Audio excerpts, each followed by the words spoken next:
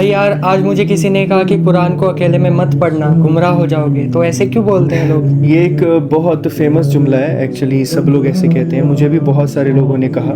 But تم ایک بات بتاؤ، جب ہمیں کوئی مسلمان جانتا نہیں تھا، جب ہم ایک غیر مسلم تھے، تو ہم نے کتنی بار قرآن کو ترجمے کے ساتھ پڑھا؟ 2 بار پڑھا تھا ٹرانسلیشن کے ساتھ. اور یہ پوری دنیا گواہ ہے، کیونکہ پوری دنیا نے دیکھا بھی تھا، ہم نے ویڈیو ڈالا ہے، حالانکہ زبردستی دیا ہے، پر کتنی بار؟ 2 بار ہمیں ہدایت کہاں سے ملی؟ قرآن کے ذریعے. اب اس بندے سے نا ایک سوال پوچھ، بھائی اگر کوئی غیر مسلم تمہارے پاس آئے اور تمہیں یہ کہے کہ مجھے اسلام میں داخل ہونا ہے، تو میں ایسی کون سی کتاب ہے جس کو پڑھوں جس سے میں نالج حاصل کر سکوں، تو تم اس کو کون سی کتاب دو گے؟ obviously قرآن دیں گے. سیدھی سی بات ہے. اور اللہ تعالیٰ قرآن میں فرماتا ہے کہ یہ قرآن ہدایت کی کتاب ہے، مسلمان کے لیے بھی اور غیر مسلم کے لیے بھی. یہ صرف مسلمان کی کتاب نہیں ہے، کس کی کتاب ہے؟ پوری دنیا کے انسانیت کے لیے ہے. بالکل. ہمارے آقا محمد صلی اللہ علیہ وسلم انہوں نے فرمایا قرآن کی رسی کو مضبوطی سے پکڑے رکھو. اگر تم نے قرآن کی رسی کو مضبوطی سے پکڑا نہیں اور اس کو چھوڑ دیا تو تم کیا ہو گئے؟ گمراہ ہو جاؤ گے. صحیح بات ہے. یہ صحیح حدیث ہے، اور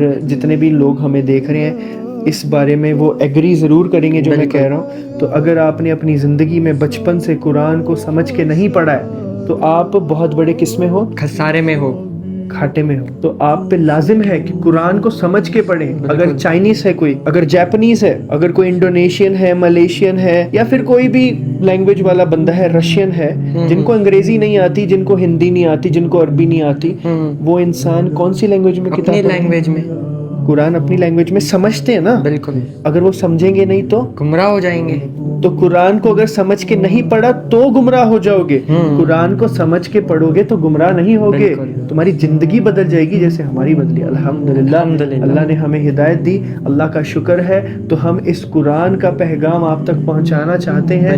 پلیز اس کو سمجھ کے پڑھیں، قرآن کے ترجمے کو سمجھ کے پڑھیں. ٹھیک ہے جی. السلام علیکم ورحمۃ اللہ وبرکاتہ. السلام علیکم.